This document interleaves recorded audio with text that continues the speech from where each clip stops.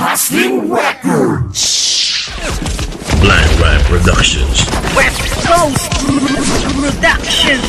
Ano ba yun? Grabe, may dumagdag pang 2 peste. Kasama na sa pinanggalinga kong kampo at isang pilinero. Sa nakakatapat niyan, ang pagkawin ko sa inyo gamit ang mga rima at isang verso. Hustle Rhyme.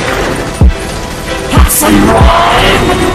Sumugod para lang ako yatulan 2 peste at 2 gurang na sa larangan. Kailangan na patulan, di kailangan magpanggap. Ako pa rin ang prinsipe, yan ang di nyo matanggap. Sana'y pwersa pang kailangan para lamang makatumba ang katulad ko. Anong problema yung dalawa? Naisipan sa'kin, ba't kailangan nyo mag-inape? Mismong puting estilo, hinayaan ako maging prinsipe.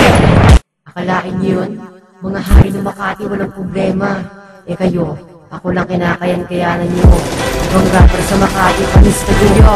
Ikaw ang unahin ko, traitor na kapangkat. Gusto na akong higitan, pero di pa rin sapat. Di ka bagay sa kaluran, nakapo ng mga tigre. Ikaw ay ahas, kaya di ka siniswerte.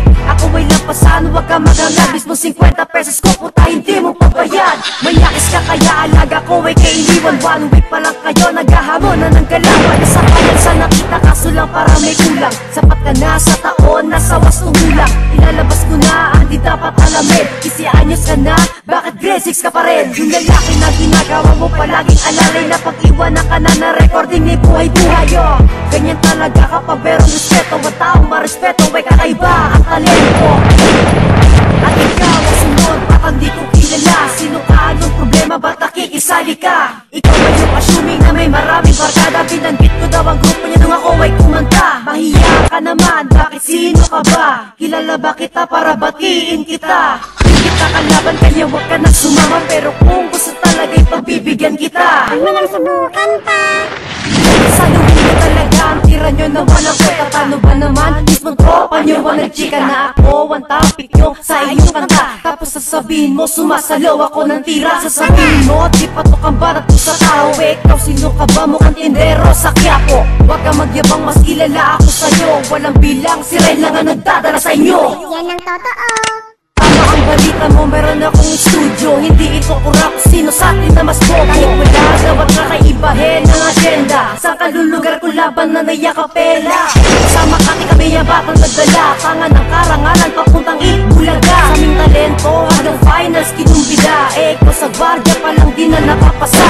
Ano pa, sino kayang kailangang maligo? Sa dami ng libag mo ay di na kayang itago. Long sleeves, lagi ng balot kahit saan. Paniguradong mabaho ang singaw ng iyong katawan. Akin ng batak mo kang kailangan ng hiludin. Dinamay mo ang amo ko, huwag ka mag-feeling men. Di ka magaling, ako pa rin ang prinsipe. Walang talab sa akin ang inyong mga pag-atake. Prince of Makati. Isang karangalan sa'kin na makalaban kita. Imbes na tumigil ay gusto pa ng isa. Huwag ka na magtago pa sa boss ng iba. Nakikibanat pero kunyaring hindi kasama. Sayang, idol pa naman kita. Pinakisamahan at ginagalang pa. Ano ba naman kasi pumasok sa inyong isipan? Nananahimik lang ako tas bigla nyo patatamaan. Ako lang ang mag-isa laban sa inyong lahat. Kayo lang ang umangal sa pangalang inangat. Unang-una sa lahat sa inyo ay walang kasalanan. Kanya-kanya ng akba kaya walang pakilamanan. Susunod din ako papalag sa gantong labanan. Gusto nyo mas umangat mukha ng sariling pangalan. Suko na ako bilang mapagkumbabang nilalang. Wala na akong pake kapag suko ko ay ipagyabang.